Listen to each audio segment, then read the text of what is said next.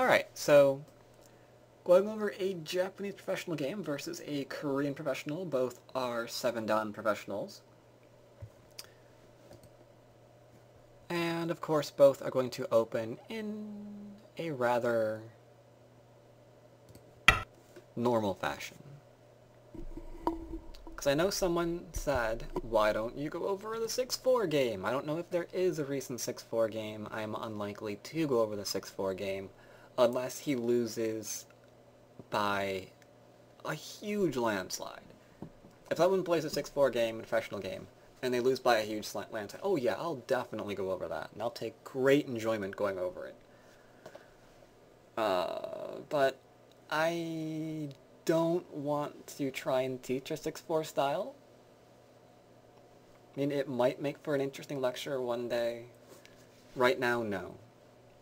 Right now, whenever I see a 6-4, it's usually accompanied by blitz, and I know what you're doing there.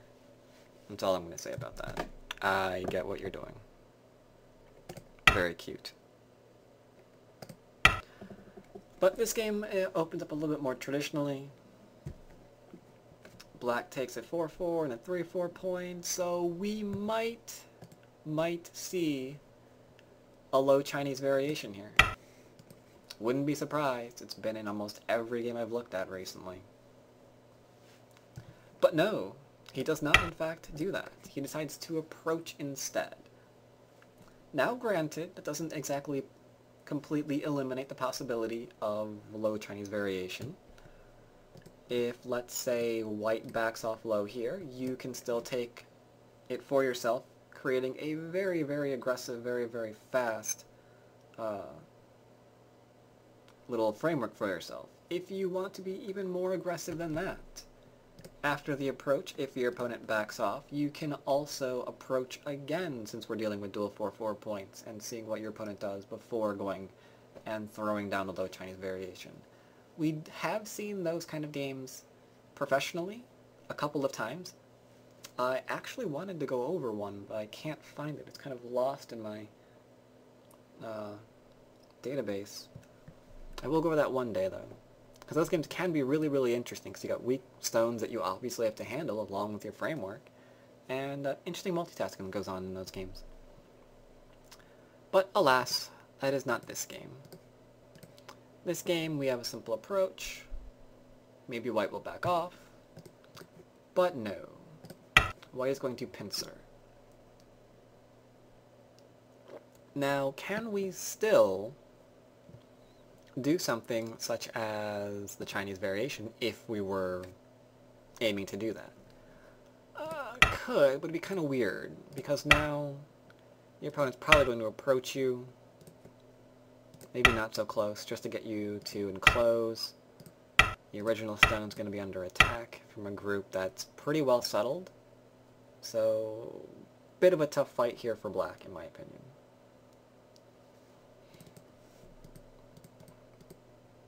Instead,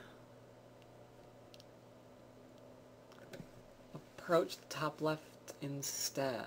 You mean now, here, after you've been pincered? Could do that. Could do that. Are you approaching the top left in mind from inside or outside? Oh, to prepare for c14. Oh, c6. Yeah, okay. I see. Could do that, sure. Trying to develop a bit of a fast framework on the left in that fashion. Well, essentially what he's saying is if white backs off here, you can approach and start building up on the left. Because either your opponent's going to do this, in which case you're going to get to settle this way, or your opponent's going to do this, in which case you're probably going to go into the corner, and, well, let's make an easier one here. And depending on how your opponent plays, then you might have some development here.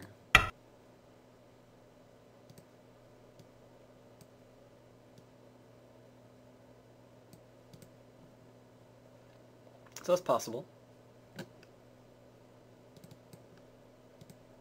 Instead, black simply keeps things a bit more simple. Goes into the corner. Sure, why not? We don't see the wide approach very often. I usually see the low close approach more than the wide, because the wide gets into a lot of agi that's left behind. I mean, there's a lot of space. It's also high, so it can be approached from the L3 here, threatening to revive our stone. And you'll see that a little bit better in a second. Here we go. Normal Jiseki. But as you can see, there's still a lot of space to run out.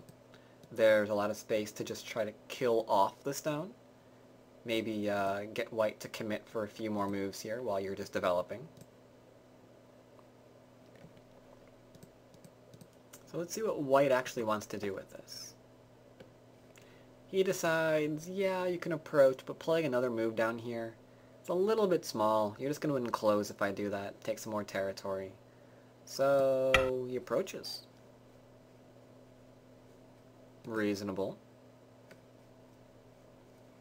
Black can do a number of different things here. What would you be inclined to do? There's a move I'm looking for to see if you actually are considering it as a valid move. But what would you think about doing here as black? How would you respond to this simple low approach? Okay, and it's said immediately. Alright, so that apparently is in the forefront of your mind. I was in fact looking for exactly N3. We can simply back off 2 space. It's not something that we do very often. If, for example, let's just turn this into a 3/4 stone real quick. If nothing else was around, there were no other considerations, backing off low would be really, really bizarre, because you're not putting any pressure on your opponent, and you're just trying to take, you know, a couple of extra points for yourself here, not all that much. So it's very, very slow to play this way. So the question then becomes, why on earth would I want to play it? Good question. That's essentially just to ensure that your opponent is not going to be getting anything on the bottom to try and develop the influence that he has on the left. So we do see that a lot here because of that other reason. If that wasn't there, if it was open, we probably would not see a move like N3. Tokumaku says Q8 and P4 look most natural. Again, I'd be a little bit surprised with P4. I would see N3 a little bit more, simply because the extension's not all that great. We know that we can't really develop this very well. But alright. Q8, where's Q8? Q8 is there. 2 space. Alright. Pincer. Black does in fact actually pincer. He decides to do pincer wide and low. Works a bit well for the top, puts a little bit, the tiniest amount of pressure on this little white stone. Why do we usually play this? What's a good reason to play this particular pincer against this low approach? Anyone know? Need to clarify that. And while you're doing that, I'm going to clean my glasses.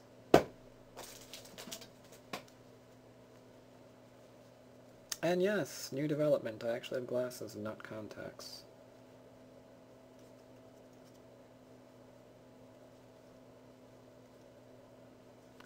Let's see what we have. So black can help Q3 without damaging it. What? We play R9, so black can help Q3 without damaging R9. Oh, without damaging the pincer. I see what you're saying. Okay. Thank you, Desan. Exactly what I was looking for. It does hinder the counter pincer very, very well. I just made my glasses even more messy because I just cleaned them. That was really brilliant. Way to go. I'm still not used to them yet. There we go. Alright, essentially, let's say, for the sake of argument, that we do pincer, I don't know, what pincer to choose. Let's just choose this one. Whatever. And let's say we get some sort of wall here. Well, it's really easy to use this wall. Since the pincer is so close, we can just slap a stone back there, and suddenly this little group is fighting for its life. But if you move that stone farther away and try and do the exact same thing, and I have to be careful because this is the actual tree. Derp. Let's try and do the exact same thing here. And now we're going to go and try to pincer it again. Well, now that the stone is farther away, for one, it can still even get a one-space extension here, so it might begin to even be able to get a little bit of an eye later. So it can still escape. It can still get a little bit of an eye, maybe, if it gets in trouble, if it really, really needs to. If we jump out and we're capped, there's an insane amount of space between these two stones that we can probably even disconnect it. So this attack is nowhere near as severe as this one, for example, which we obviously have no option of getting any kind of base here. Capping is insanely easy. All we can really do is run away. Maybe hope that we can cut through this small knight later, but really big difference there. Thank you for that, Dasan. And yes, as Amarashi just said, this does invite the Taisha, which Black kindly refuses. Some of you aggressive players are probably groaning at that, like, no, make White's life miserable by playing here and getting involved in complicated Joseki that's going to make everyone tear out their hair.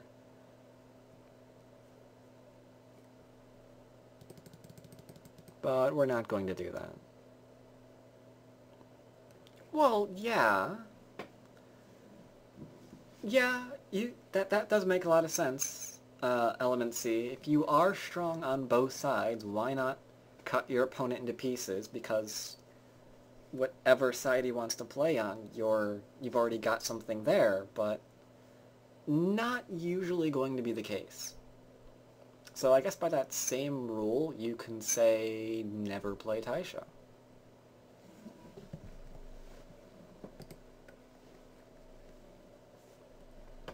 So it's an interesting rule. Interesting rule.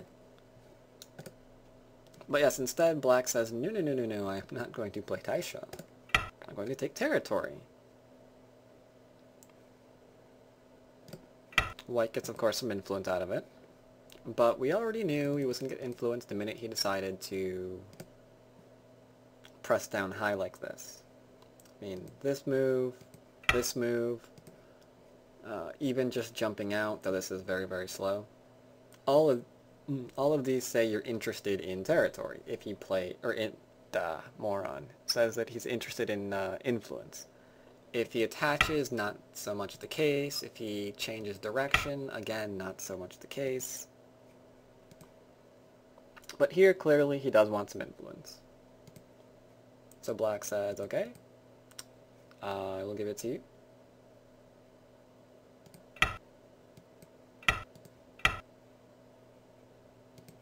White Atari, play some Joseki here. This double Hane being very interesting. Can we actually live with S2? Absolutely not. So what is the purpose of giving our opponent free stones like this? Wow, I never actually advertised in the beginner's room or in the KJ's teaching ladder now that I think about it. Oh well.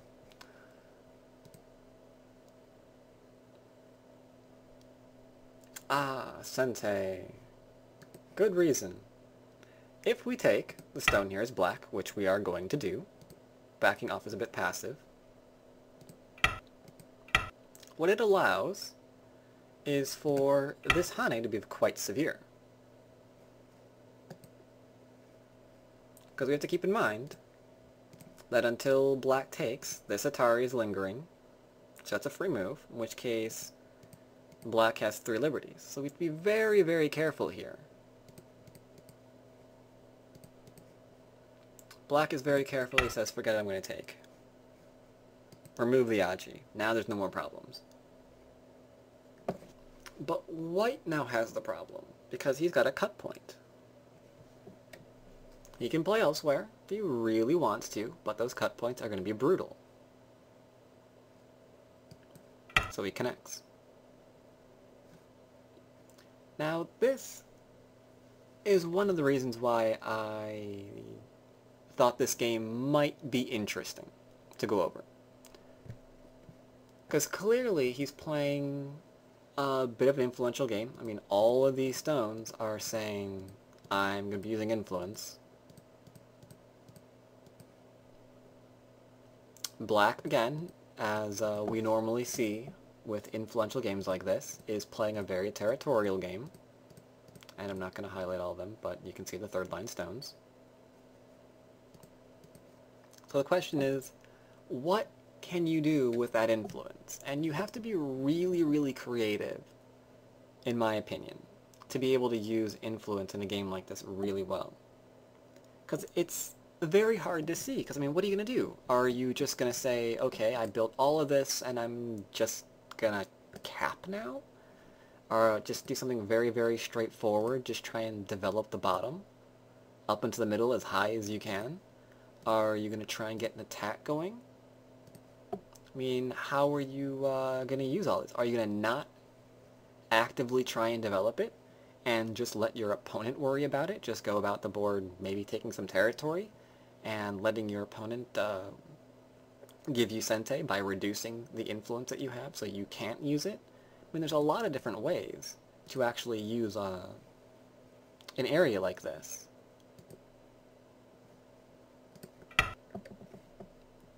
Black takes territory. He's got an enclosure. He's got an extension, sorry. He's going to get a bit of an enclosure there. Yes. Let's see. You were expecting R12, right. Alright, good. Interesting idea. What Tokamoka says here is that his first thought would be to make sure that white can't use that. Danger about doing this is you don't really have an enclosure. I mean, you've defended yourself, your stone that is, but you're still open on many, many different approaches. I mean, there's still an invasion point here, the 3-3 is open, we can still approach normally. I mean, all of these are reasonable ideas.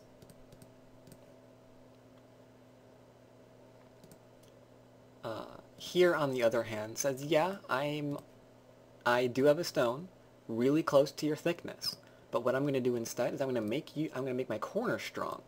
That way, when you attack me, I'm in a position where I can actually fight back. This is a bit more of an aggressive idea.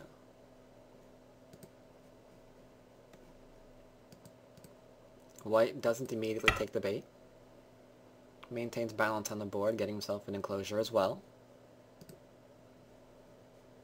Black says, well, if you're not going to fight me, I'm going to make it harder for you to come in. Because right now there's a really, really obvious point where you can come in, isn't there? If we do something else, let's say T1, there are still really obvious invasion points that we can play here.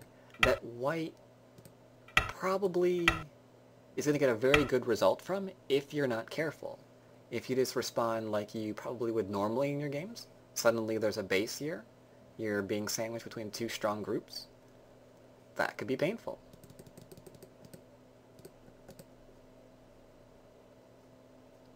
So black says, fine, you're not going to come in, I'm going to protect myself. I'll make it even harder for you to come in. Now what are you going to do? What do you think? What should we do here? How do we use this influence? Should we just dive on in here and hope for the best? There's a lot of Q players here.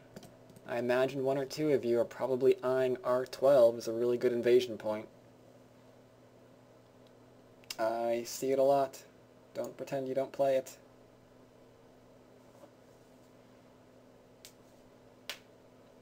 Though it does bring up an interesting question. Why is this bad? It bears going over. What is wrong with this move?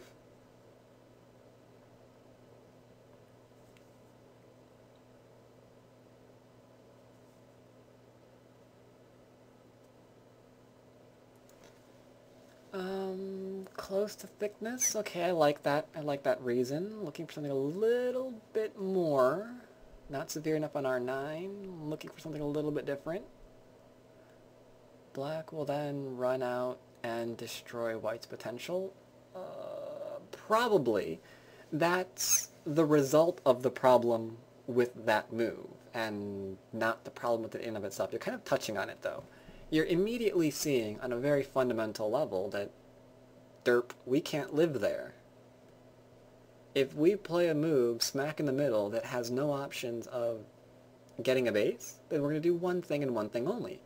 We're going to run away. And while we're running away, chances are our opponent, not wanting to die, is going to follow us. So we're just going to destroy the middle of the board for no good reason. We're going to have a running group that hopefully isn't going to get attacked too much. Black's obviously going to follow, or Black might even lean on us. And if he leans on us, now we got a problem, because Black's going to get a lot stronger than we are, given that the corner's all nice and strong. Really, really fast. So it's going to be a bit tricky. So we don't like doing things like that. We like doing things that actually are useful, and we don't just try to give ourselves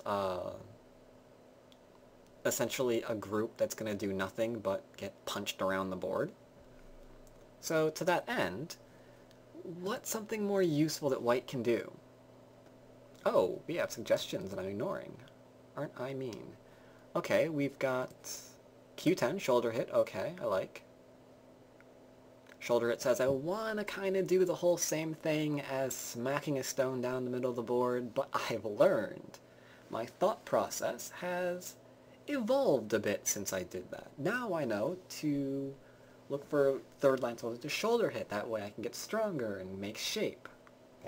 It's good. I like it. What else do we have here?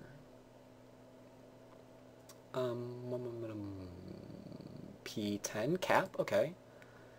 And... oh, wait, that's not a cap, stupid. That's P10. There we go. Wait, now I'm confused. Joby says P10 is a cap. Not quite. Cap would be P9. That would be a direct cap on the low stone.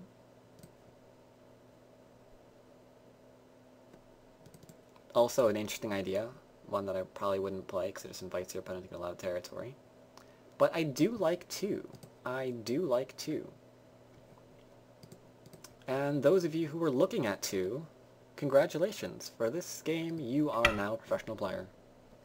You can reduce like a pro. Because you're not just reducing here, are you? You're also threatening to expand. What you're saying is fine. You can save R9. I don't mind. Do it. Make some kind of move here to protect yourself.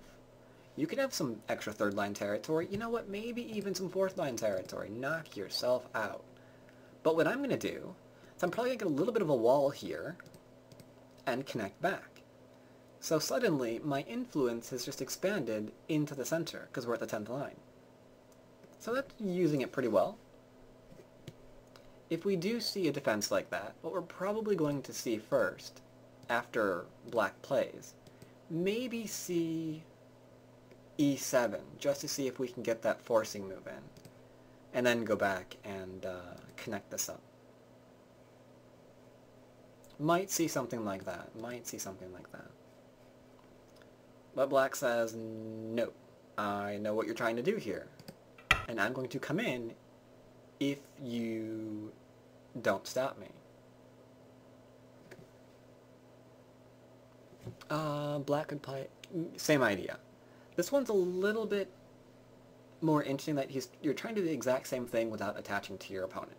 You're letting them figure out what they want to do. How are they going to do it? Are they going to come in? Are they going to attach to you? Are they going to back off and create a small knight? What are they going to do? Well, white says, I guess I'll disconnect you. Make sure that you're not going to connect up, or at the very least it's going to be very, very hard for you to connect up. If you want to connect up, it's going to be on the second line. Enjoy. But obviously we're not going to begin crawling around the second line. That's just crazy talk. Instead, black decides to try and surround. Now we're running into a problem. This is a fight. Now, I don't particularly like this kind of fight for white. It's very aggressive. I like aggression, that's true. But it seems very, very risky. Because if you're not careful and these black stones get stronger, your influence is gone. So that's a problem. Be very, very careful in what we do. We don't want to just, for example, extend here and run out that way. If we do that, black's going to follow, black's going to get strong, your influence is gone. Then what? Then it's going to turn into a territory game which you're already behind on. So white says, alright, I like that, cut and kill, great attitude, exactly what white has in mind. White says, I'm going to live and take this stone if you do not protect. So black says, okay, I'll protect. But by doing that, you're now cut. So what are you going to do against that? How do we possibly respond? Because again, we have an emergency. We can play S10 and connect second line, but we so don't want to go around connecting our groups up on the second line. Opponent gets so much influence if we do that. Not good. Q6. We can see why Utakomoku is a 3-dan. He's looking for shape. That's just downright cheaty.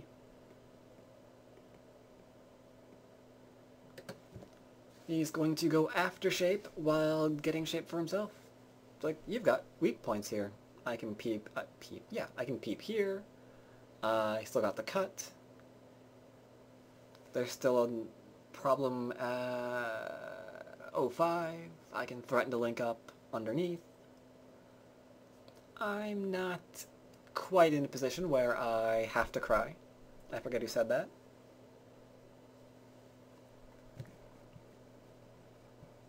So white says, nope, I'm going to connect. I'm going to preserve my influence, because if we do respond here, then the stone's gone. Oh, you meant as white. Okay, I see. I mean, if we respond here, our stone's dead, so that's a problem. Once again, we've got Tetris shape, which is not always a good thing to see in a Go game. We need a base. Our opponent is essentially alive. Doesn't have 2 eyes just yet, but very surprising if he doesn't find that second one. And we still have weaknesses. So this is completely unacceptable. Can't go down this variation. Just can't do it.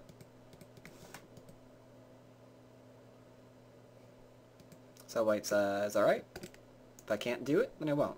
Simple. I'll get my influence again.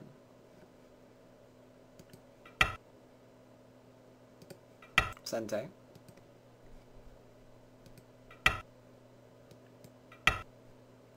Huge, huge corner.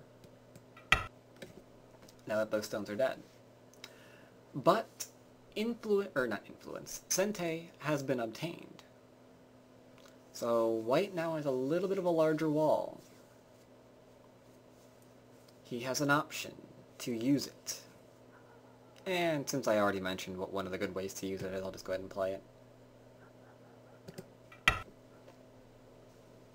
E7, a bit obvious. It's a forcing move. If black doesn't do anything, then white's next move can be this happy little attachment, which all but, oh, not completely surrounds, but surrounds the corner enough that we're going to get more influence. White N16 East. Okay, yeah, those are your suggestions. Okay, got it. So what is black going to do? It's got a lot of territory. That bottom right-hand corner is respectable. The upper right-hand corner is pretty respectable. But white is getting some influence.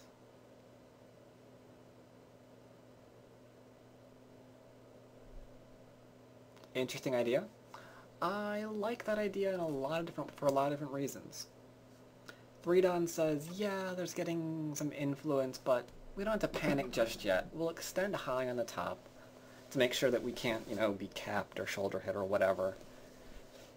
And just give more influence to our opponent. We'll extend on the top, make sure it's high, so can't really do anything against it to get influence out of there. Middle's still open, don't really have to panic just yet.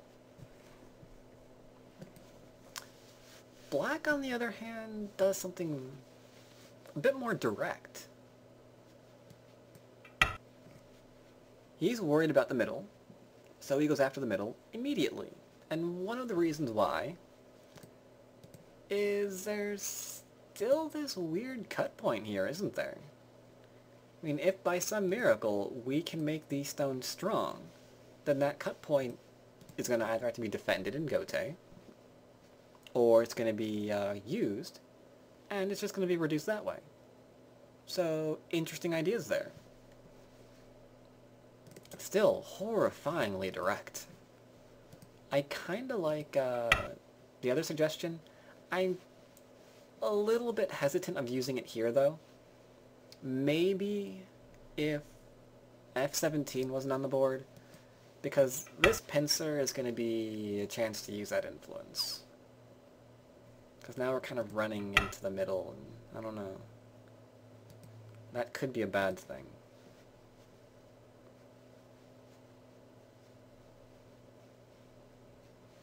Yeah, I would too. I'm just not sure how I would set up that pincer, though. I mean, this is something that I have to worry about now. The fact that I'm going to have to run into the center. That might not be a good idea. You have to be very, very careful with that move. J14 for white? Yeah, we don't usually want to cap on the 6th line. That's kind of weird.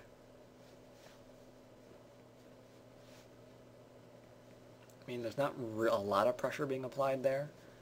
I'm not even certain you have to respond to it in the same way of a low cap. Either way, you're forcing 4th line territory to your opponent, though, which is also nice. Could try it, though, I suppose. But white says, no, I'm not going to defend my cut point later on. I'm not going to make you get stronger, so I have to worry about it. I'm just going to deal with this right away.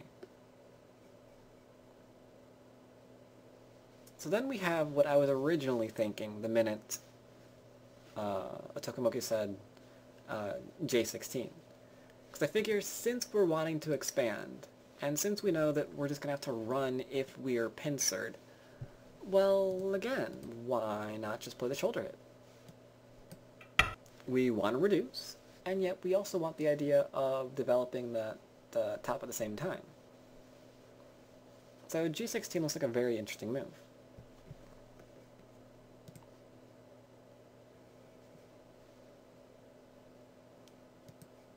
White responds. So now you have an interesting follow-up here. You can extend or still play G16. J16, sorry.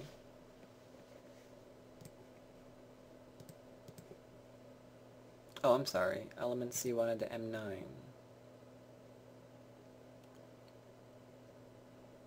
Ah, oh, okay, I see what you're saying. No, no, no, no. You have a good idea. That's actually the next move. He's playing his forcing move to seeing what he can develop.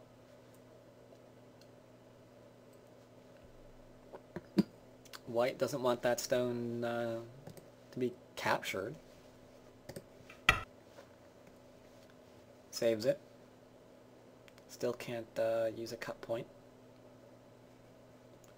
But now we're getting some really, really weird stuff, because we've got a bunch of moves in the middle now that really have no shape.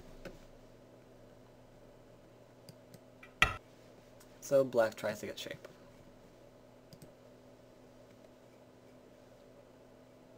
So I mean, we could keep trying to do something over here, but then white can come in and still develop, or white can come in and try to attack all of it. Does look a bit strange, but we do need shape there. These stones are not strong by any means.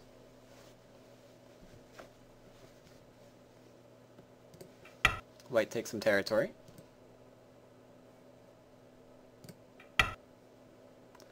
And black gets a little bit greedy here. I mean, he figures now that I got a little bit of shape in the middle, if I actually run you... Yeah. If I actually run you potentially on the fourth line to get that influence, it's not going to be worth as much. And Tokumoku is freaking out about D8 for very good reason. Why are you confused about D8?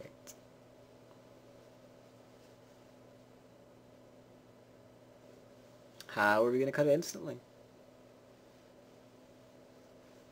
Does white just C7 and cut him off? Very good question. Usually we don't do this, for the same reasons that you are seeing in the chat. C7 is not something we usually want to see if we play this, especially if it's, you know, to develop. Let's go here and back off. Essentially, if we really, really want to do this, we see that we can't. This is a little bit of a problem. And that our corner's being killed.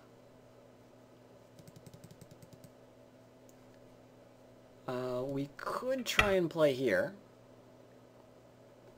in which case it isn't really that much of a better solution. I mean, I guess you're gonna just allow yourself to be cut off and accept a variation like this. Very, very weird. I'm going to go ahead and call it bad.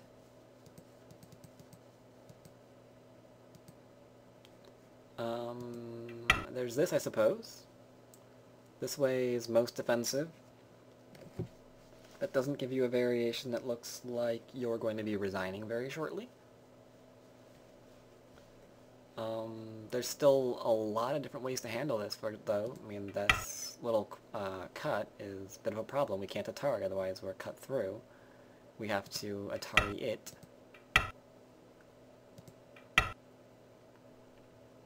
In which case, yeah, still a bit of a problem here.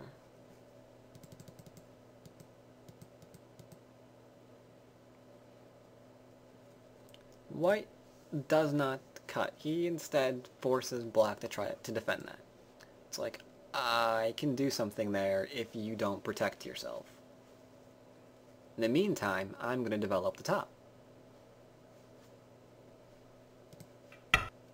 Black extends. White happily plays the Hane, because there's still the cut that's there. This just gets complicated. Now, it looks like nothing bad has happened to black yet, in response for playing that very unusual knight. So white tries to take advantage of it now. And like I mentioned, there's very few options that are really any good. Black goes with the defense. Still the crosscut. Response has not changed. Forces to Atari.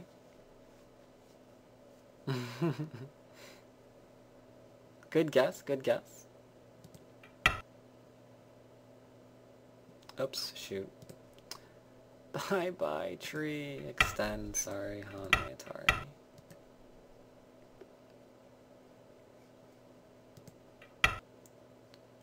Ah!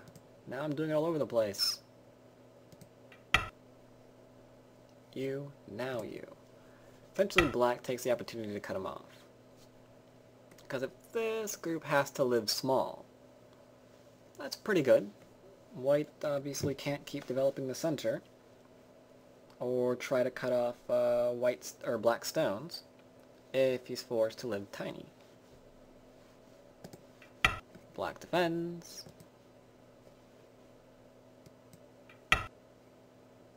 White defends himself. And now we have more reduction going on in the middle.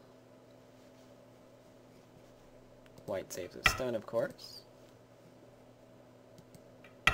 But look at all of this reduction. This was a pretty frightening area for a while. Had the potential of growing out of control. Not so much anymore.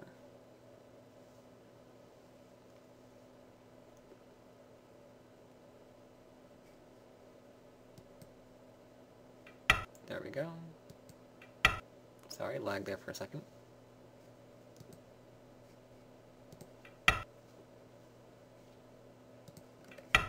Now that was a very interesting result that was just played. Essentially, by attacking this cutting stone, he managed to get into the bottom to reduce it nicely, make sure that this area is not going to grow out of control. He gets to kill off 2 stones. In exchange, white does get to expand on the left-hand side here, sorry. Well, quite a bit. That's a lot of territory if he can get it. Right now, not quite his just yet. But it certainly is a lot. Yeah, black does have a very nice position now. After this result, black is doing fairly well, because we still can see some ways for him to profit on the top. His middle is pretty strong now with all these extra stones here. Chances are we're not going to get into a really annoying fight in the middle. White, not a lot of potential. His influence was reduced. So now it's kind of a question of how do we assault the weaknesses that black has, while taking a few extra points for ourselves in the process. You make sure that black can't develop the top, because that'd be way too big. Black responds with a reduction.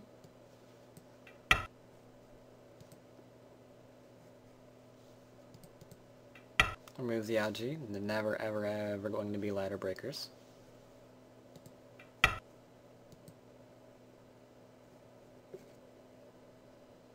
Now this next move of black's is a bit interesting. The stone was essentially... The stone was now essentially light, I guess you would call it. It was pretty much just a probe in the beginning. If we can go back there and develop it later on, that's cool. But white just showed an interesting amount of interest in this move. So black's going to try and save it. If white wants to keep it, he's going to be cut through. Choice is his. White chooses to keep it, so he's cut through, rather than keeping the territory and allowing something like this to take place, where black develops points in the center, quite a few of them too.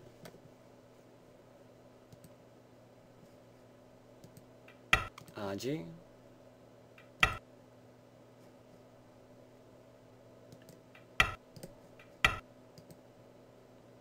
Forcing moves. White H17 instead of J17, probably more natural if they try to fight that up. Instead of H15. What was H15? Oh, the extension, okay.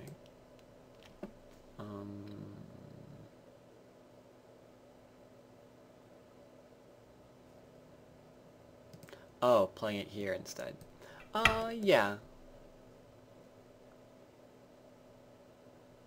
That is true. Black's still going to be able to play the Hane, though. And now you're going to just go on one side or the other. Though even this can still be Atari.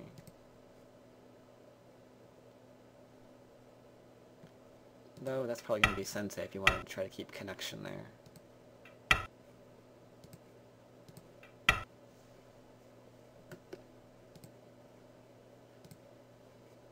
Alright, so white extends, getting into the center. And here's something I thought was interesting. Why am I having deja vu?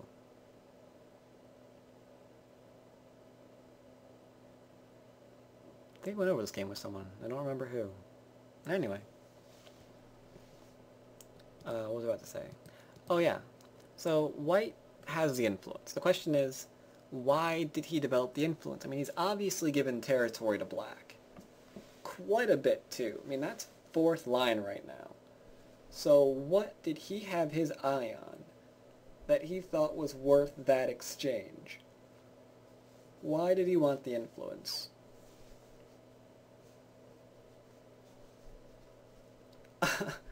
Wow, that is super aggressive.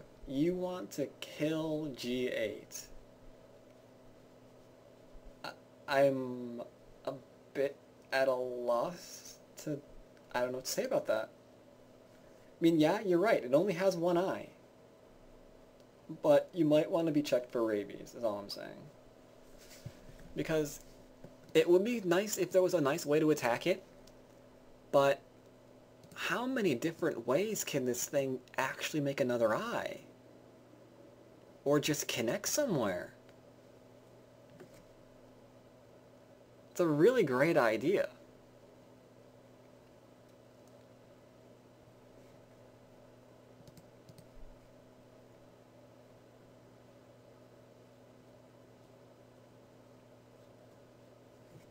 But yeah, I don't think we're going to be able to actually get the eyes, or deny the eyes, sorry. Instead, as you two are now pointing out, yeah, much safer option to just cut this and take our profit. Small knight can be cut, so we will.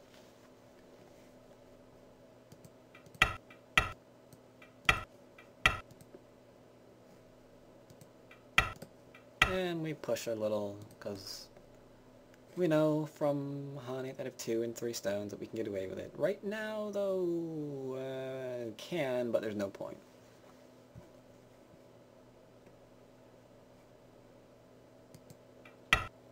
And black takes a sente, take a large point on the board.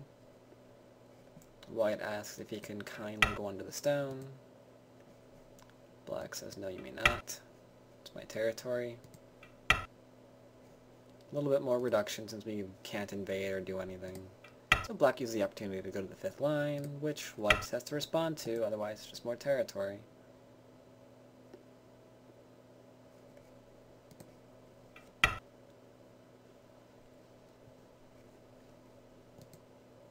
White now has sente. Develops a bit.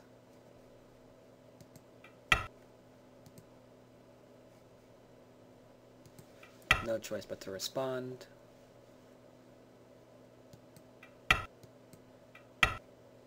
No choice but to defend, otherwise black's going to come in. Or revive his stone, that's really bad in that case.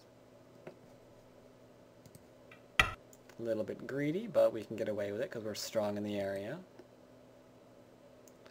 And now it's pretty clear, I think, who's ahead, right? We all know that?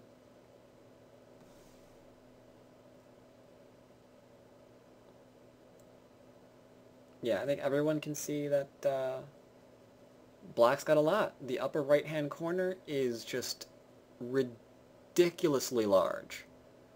The lower right-hand corner, those stones being dead, yeah, that's worth a healthy amount. He's even getting some points in the middle, whereas white has the left. To be fair, white does have the left. That's pretty sizable. The bottom right now, still not worth that much. S12, that's cleared the... Yeah, there's no more Aji there.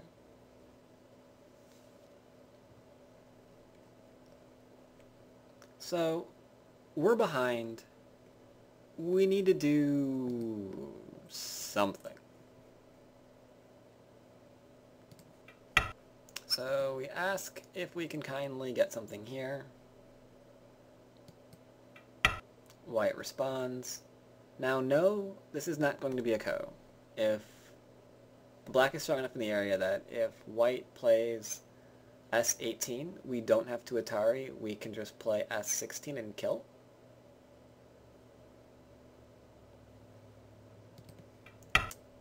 But it does make for interesting ko threats.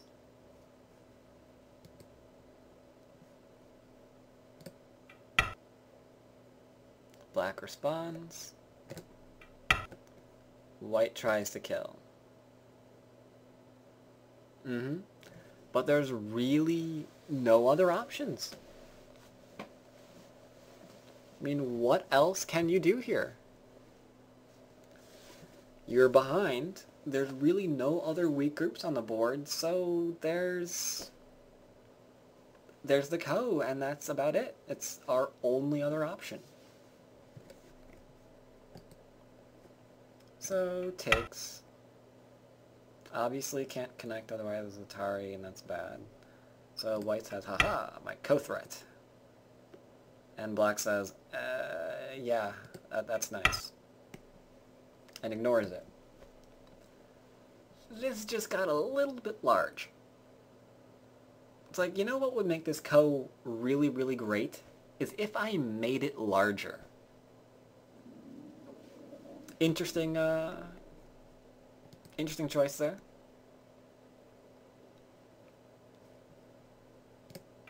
So white says, okay, back to ko, I guess.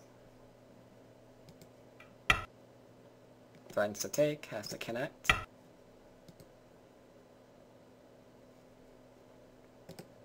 Moves in for the kill. And now we can see just how large this ko is. Yeah, it's enormous. There's nothing on the board that's worth this. Have to play it. Throws in. White, black obviously takes. And essentially the last large ko threat on the board is the top. But it's that against everything on the left. That is not worth enough. I don't care even if you can kill J16. It's still not worth enough. So black connects, and white doesn't even try to follow up. He just resigns. Yeah, even if J16 was dying, though, it still wouldn't be worth it. I mean, that's huge. But even then, you're right. Yeah, I don't see that dying anytime. I mean, you've got to somehow extend and poke out black's eyes and do that all in Sente so you can take N15. You need to do 3 things at once? That's not going to work. Then if you just take, it's going to connect out underneath, over top, whatever direction you want to call that. So yeah, not happening. Not happening at all. So interesting game, I thought. I feel really, really evil now that I think about it. But I always get interested in Japanese players playing internationally. because I know you guys like to see Japanese players, but sometimes the games are nothing but fight fests from start to finish, so I can't pick them. This one wasn't. This one actually had some interesting direction of play choices, which I really, really liked. Some sacrifices. I liked that as well. Had a lot of creative ideas on how White was going to try and use the influence. I mean, all of those ideas I do like, even if he wasn't able to pull it off in this particular game. I mean, I wanted to pick, let's see, Yamayuta played, Yamashita Keigo also played recently against Koreans, or against, well, Koreans and Chinese. Again, way too violent. I thought those were not going to be very good games to go over in a lecture. Because games that are just fighting from start to finish, that's pretty much for stronger Q level players, I guess, and above.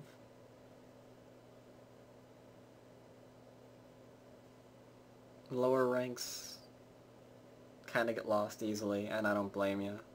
I mean, it's hard for me to go over those kind of games as well. And trying to actually critique the play, that's even harder. So yeah, I like things that we can all go over. Games like this. Let's see, next time though... I have an idea on what I want to do next time. Not sure if I'm going to be able to do it. I also have an... should I mention that either? I don't know if I should. I have an idea about streaming Go again. I mean, I used to stream my 5 Down series when I was playing them, but I ditched that for better quality. I now know how to get the quality I want while I'm streaming. So I'm thinking about Element C. You are correct and you are wrong at the same time. It's very, very, very hard to actually set up Twitch TV with my computer right now. And I think it's because my Realtek HD audio is one of those derp versions which caved into Sony and everything else, which doesn't actually have the stereo mixer showing up in other programs, so you can't, listen to the radio and record it at the same time.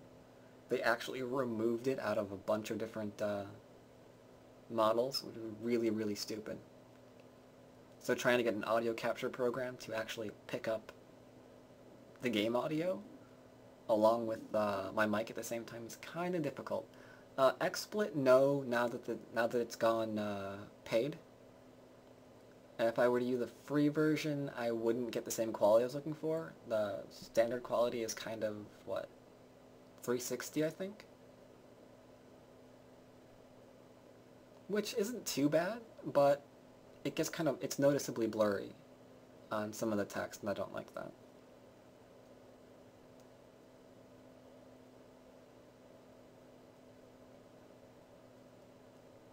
But yeah, I think if I actually get the audio to my liking, then I'll go ahead and do it. Because everything else I've set up, and I've run a few tests on my a channel that I have.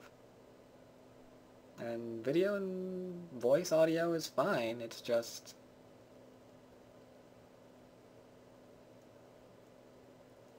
shouldn't be able to. Now that they've actually gone pay for the program, they've actually limited what you can stream at.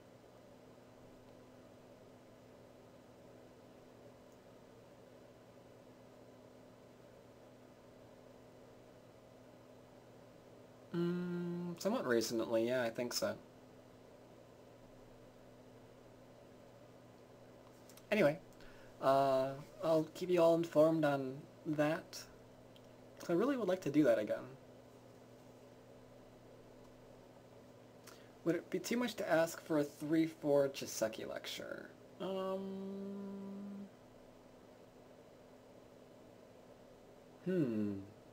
Good question.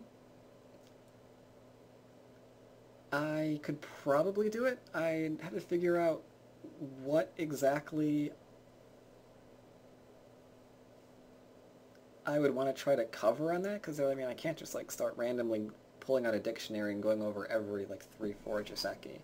and review when to use it and when not to use it, and oh my god, this one's old, never use that, or hey, that one's fun. Nice fast Joseki, modern. I mean, I could do something like that, but I think that kind of lecture I wouldn't broadcast here on KGS. That's something that I would just record offline and upload if I actually wanted to do something like that. So that'd be kind of boring. And there are actually a few lectures that I have planned on doing offline and just uploading. One in particular, one for beginners. So I have two friends who are actually beginners that are looking to play the game now, so it gave me the idea.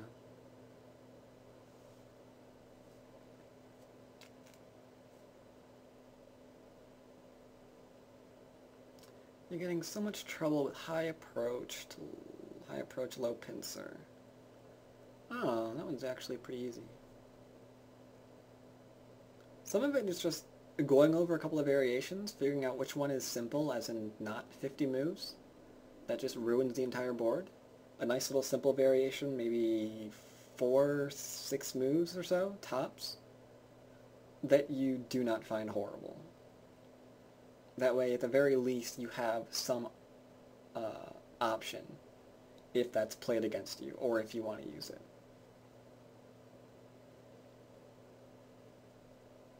And then, of course, studying why it's played, so you can understand fighting a bit more. But yeah, I might do that. There's another lecture that I need to do before that one, though. Someone wanted a lecture on how to find the largest move, and that one's interesting. I do want to do that one. It's also so very broad that it's taking a little bit of time to plan. So I'm needing so many different examples on that. I have to actually throw together a bunch of games into one SGF, because I'd never go over enough of it in time.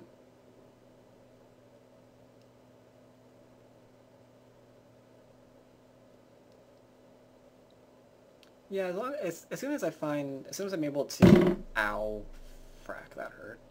As soon as I'm able to, stop bleeding, as soon as I'm able to use my audio, then I'll be able to do that. I just have to figure out a way for the stupid program to recognize that I do in fact have audio. There's a few drivers that I'm going to be installing that might work. Or just completely wreck my system audio. We'll see. But yeah, I'll keep you all up to date on that. Anyway, hope you enjoyed the lecture. There will be another one a week after next. As always, you are welcome to donate. The link is in the room info. We still have 6 left, but just thought I'd throw that out there. And in the meantime, I will see you week after next. So you all take care.